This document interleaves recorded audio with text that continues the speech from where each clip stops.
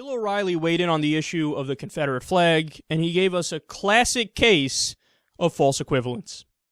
You say the Confederate flag is a symbol of hate, and you believe that. That's the way I feel when I see it. Okay. And absolutely 100% legitimate.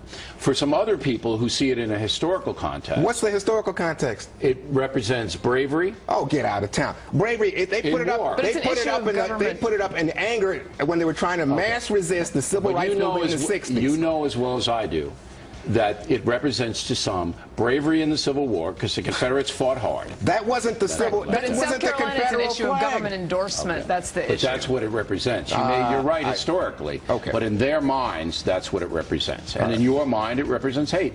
So, and everybody should know what the two sides are believing. That's legit. All right? Yeah. Okay? That's my job. Gotta know both sides. It's a 50-50 thing. This side thinks this side thinks that. That's what I'm here to do. I'm here to be, fair.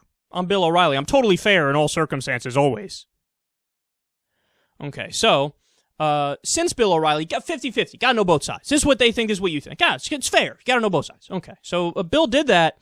When Hamas, for example, flies their flag and they talk about death to the Jews, O'Reilly makes sure that he comes out there and he says, to you it represents, anti-Semitism and terrorism and whatnot, but to them it represents bravery against the occupiers.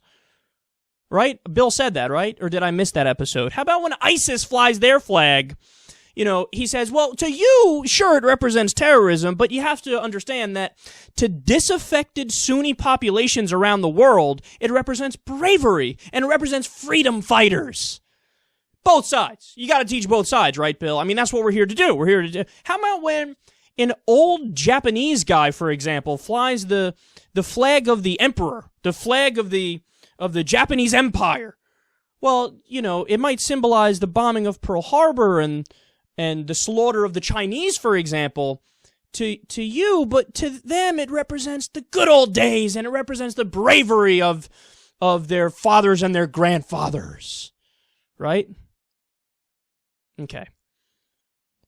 Now, why is it? It's strange, right? Why is it that Bill O'Reilly, only when it's a neo-Confederate white supremacist terrorist using his symbol, why is it that all of a sudden when it's that symbol, well, now it's more complicated? When it's the ISIS flag, when it's the Hamas flag, when it's anybody else, well, they're bad, wrong, terrible, evil, horrendous. But when it's a Confederate flag, okay, both sides. Let's be open-minded here. They think this, you think that. It is what it is. Wash your hands of it, right? Why is he doing that? Because when the extremist and the terrorist is somebody who is of an ideology that is related to your ideology, to be specific here, conservatism, Bill O'Reilly being conservative, this guy being ultra-conservative, way far right, way further to the right of Bill O'Reilly, but again, related in terms of it's on his side of the political spectrum. When that's the case, well, then you're able to see, now I'm going to look for the shades of gray and the excuses and the rationalizations and this and that. Well, it's funny how when it comes to any other group, well, they're just bad people. They're just evil. It's representative. That flag, tear it down, horrendous. But it's more complicated when it's the Confederate flag. No, see, this is what we call a lack of objectivity.